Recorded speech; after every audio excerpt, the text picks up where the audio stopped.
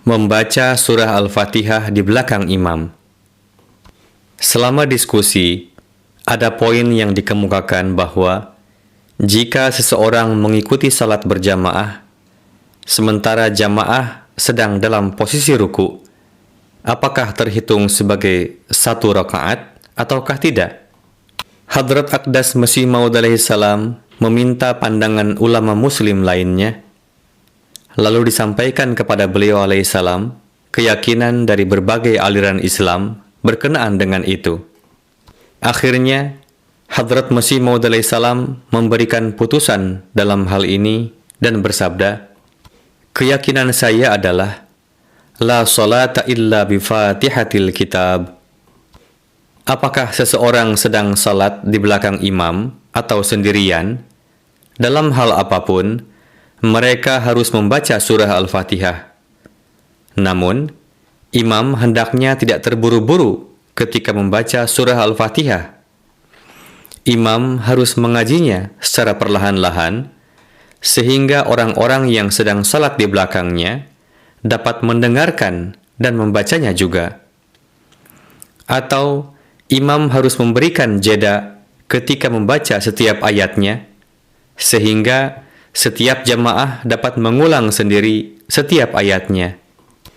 Bagaimanapun, jamaah salat harus diberi waktu yang cukup untuk dapat mendengarkan bacaan imam dan kemudian mengulanginya sendiri. Membaca surah Al-Fatihah adalah perlu, karena Al-Fatihah adalah ummul kitab, yakni induk dari Al-Quran.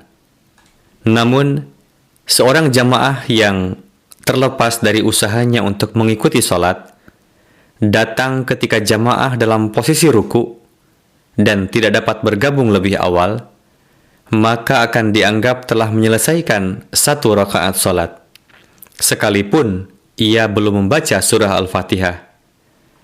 Karena terdapat dalam hadis bahwa seseorang yang bergabung dengan jamaah dalam posisi ruku, ia terhitung telah menyelesaikan rakaat tersebut.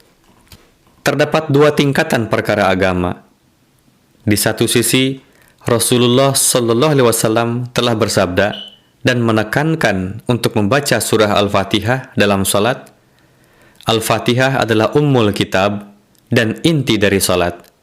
Namun, karena pondasi agama terletak pada kemudahan dan kelembutan, Rasulullah Shallallahu Alaihi Wasallam telah menyatakan bahwa jika seseorang terlepas dari upaya mereka untuk mengikuti salat, namun tiba ketika jamaah dalam posisi ruku, maka itu akan dianggap seolah-olah mereka telah menyelesaikan rakaat salat tersebut. Orang seperti itu tidak merendahkan pentingnya surah Al-Fatihah, melainkan mendapat manfaat dari keringanan yang diberikan kepada mereka yang sedikit terlambat untuk mengikuti salat berjamaah.